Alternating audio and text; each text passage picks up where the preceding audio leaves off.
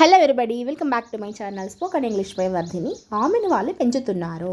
చివరికి ఆమె వెనక్కి తగ్గి క్షమాపణ కోరింది. కోపం తెచ్చుకునేందుకు అక్కడ ఏముంది? ఈ పుస్తకాలు దేనికో మీకు తెలుసా? ఇలా రెగ్యులర్గా వాడే కొన్ని వాక్యాలు చూసేద్దాము. వీడియో స్కిప్ చేయకుండా చూడండి. నచ్చితే లైక్ చేయండి, షేర్ చేయండి. ఒకసారి ఛానల్ విజిట్ చేస్తే మీకు చాలా వీడియోస్ ఉన్నాయండి. నచ్చితే మాత్రం మర్చిపోకుండా సబ్స్క్రైబ్ చేసుకోండి. ఫస్ట్ వన్, నీ పిడికిలిని తెరువు. పిడికిలి అంటే ఫిస్ట్ అంటాం. అన్క్లెంచ్ యువర్ ఫిస్ట్. అన్క్లెంచ్ అంటే ఇట్లా ఓపెన్ చేయడం అనమాట. కోపం తెచ్చుకునేందుకు అక్కడ ఏముంది? కోపం తెచ్చుకోవడానికి అక్కడ ఏముందని కోపం వస్తుంది నీకు అంటుంటాం కదా. అలాంటప్పుడు what's there to get angry? What's there అక్కడ ఏముంది? టు గెట్ యాంగ్రీ, కోపం తెచ్చుకోవడానికి అక్కడ ఏముంది అనేసి అనమాట. నాకు ఏదైనా చేయాలని ఉంది, నాకు ఏదైనా చేయాలని ఉంది. I want to do something. I want to do something, నాకేమైనా చేయాలని ఉంది. వీలైతే అతనికి చెప్పు. వీలైతే అతనికి చెప్పు. If possible tell him.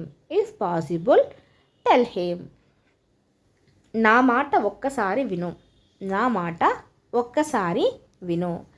Listen to me once. Listen to me once. Listen to me once.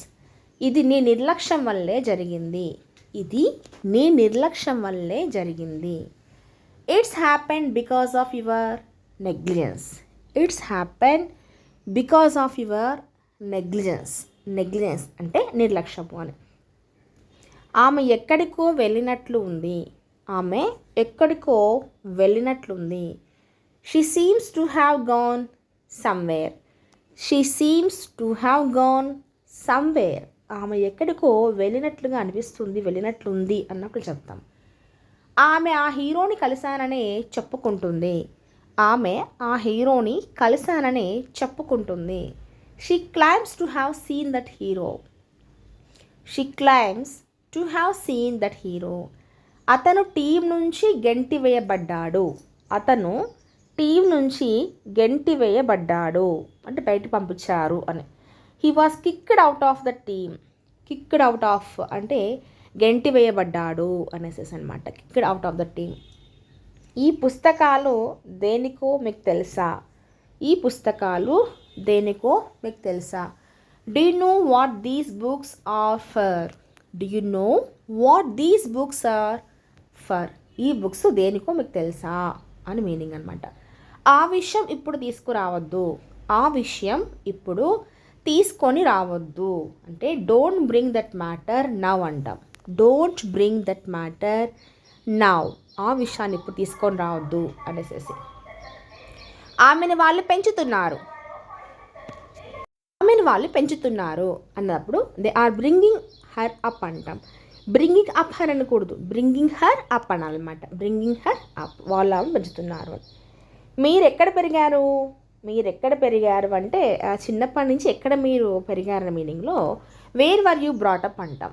Where were you brought up. Where were you brought up. పన్ను పెంపుపై ప్రభుత్వం వెనక్కి తగ్గింది. పన్ను పెంపుపై ప్రభుత్వం వెనక్కి తగ్గింది అంటే the government has back down over tax raises. Tax raises అంటే పెంపకము అని, పన్ను పెంపకం అని. The government has back down over tax raises. చివరకు ఆమె వెనక్కి తగ్గి క్షమాపణ కోరింది. చివరకు ఆమె వెనక్కు తగ్గి క్షమాపణ కోరింది. Finally she back down and apologized. Apology అంటే ఏంటి? క్షమాపణ కదా. అపోలజైజ్డ్ అంటే క్షమాపణ కోరడం ఇక్కడ. అండ్ నెక్స్ట్ సెంటెన్స్ వచ్చేసేసి మనకి నేను అది కావాలని చేయలేదు, యాదృచ్ఛికంగా జరిగింది. నేను అది కావాలంటే చేయలేదు, యాక్సిడెంట్గా జరిగిపోయింది అన్న మీనింగ్ చెప్పే సందర్భంలో ఏం చెప్తామంటే I didn't do it deliberately. Deliberately అంటే కావాలని అంటే వాంటెడ్గా అనమాట. It was an accident. I didn't do it deliberately, it accident.